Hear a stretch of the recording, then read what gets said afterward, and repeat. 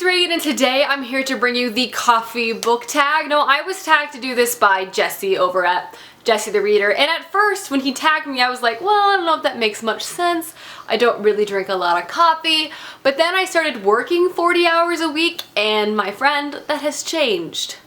I started drinking coffee. But yes, this is just a book tag inspired by coffee and drink related things. I thought it was a lot of fun, so let's just go ahead and get started. The first question is black. Name a book that was hard to get into at first but has a lot of die-hard fans. For this, I'm gonna go with Game of Thrones by George R.R. Martin. This is a book series I've just never been able to get into. I really love the show, but the books, I just don't connect as much with George R.R. Martin's writing as I wish I did. I've read the first like 2.5. I've read halfway through the third book and I just stopped and I haven't read them. I feel like one day I will pick these up and continue my way through them, but for now, it's on a hiatus. And obviously, like, this series has an endless die-hard amount of fans, both show and books. There's two camps, are the shows or the books better? Like, this is just a talked about thing. Next question is Peppermint Mocha. Name a book that seems to get popular in and around the holiday season. And for this, it was a little tricky for me because I don't really read like literal seasonal books like this is a Christmas book, this is a summer book, because I just kind of read whatever I feel like.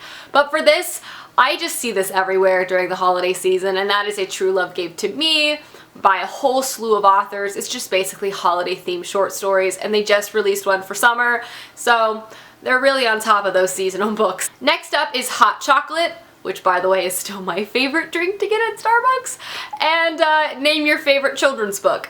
Again, maybe I'm just a child. For this, I'm gonna go with Howl's Moving Castle by Diana Wynne Jones. This is a story that is just honestly just one of my all-time favorites. Both the movie by, both the Miyazaki film and this novel has been with me for such a long time. I grew up with this story. I absolutely love this story. It's my favorite thing ever.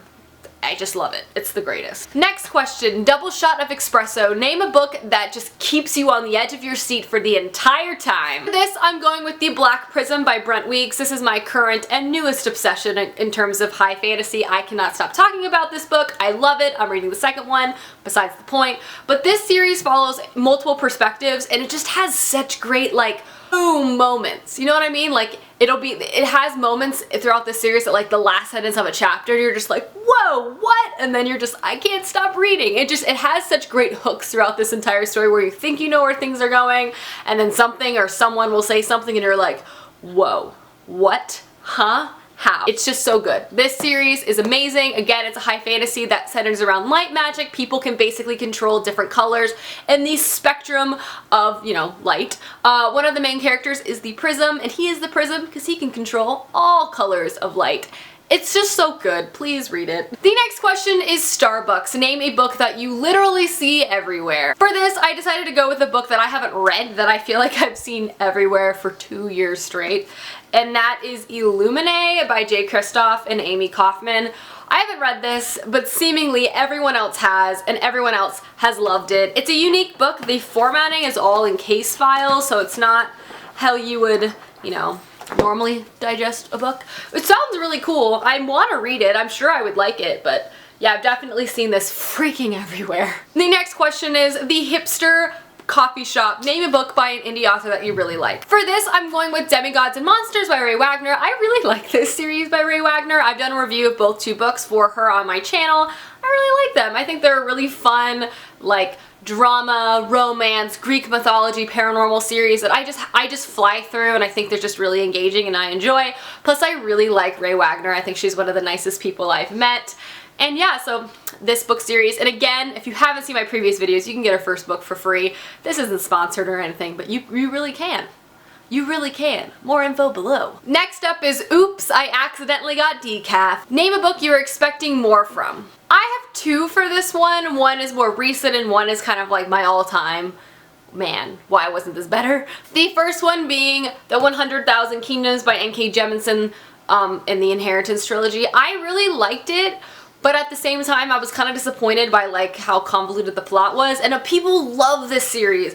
I hear such great things about it, and I read it and I was just like, maybe this just isn't for me. I don't know. It just wasn't my jam, you know what I mean? And the next one is Shadow and Bone by Leigh Bardugo. This is on here even more now because of how much I love Six of Crows. I'm just trying to figure out how this couldn't be as good. I don't know. It's just so disappointing because I love this world. I love Leigh's writing. She's clearly very good at fantasy writing, and yet this series is just a little lackluster. But you know, there's always, everyone grows with each book they release, so you know, in the future I'm sure all of Leigh's books will never disappoint me ever again, but this series did. Next is the perfect blend. Name a book that has the perfect combination of bitter and sweet. Just the perfect package. For this, I'm going with The Nightingale by Kristen Hanna. This story is both unbelievably sad but also incredibly beautiful at the same time. It has hope, it has despair, it literally has everything that you want in a historical fiction story. I love this story. Again, it follows two sisters and their individual involvement in the French resistance during World War II. I don't shut up about this book, so I'll keep it brief, but this book is beautiful.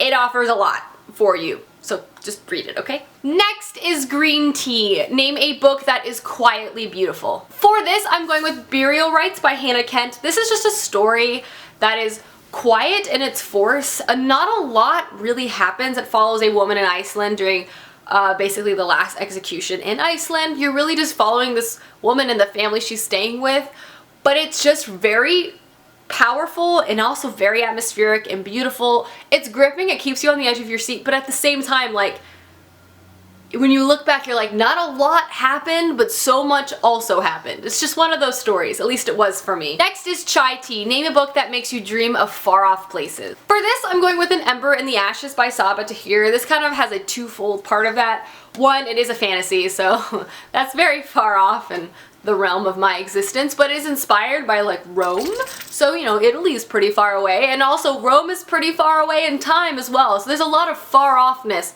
in terms of this book.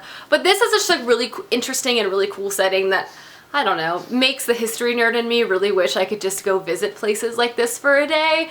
But this has a really rich setting that I really appreciate. Alrighty guys, that is the coffee book tag. Let me know down below some of your favorite books that could apply to this question. I would love to know. And if you want to do this tag, I tag you.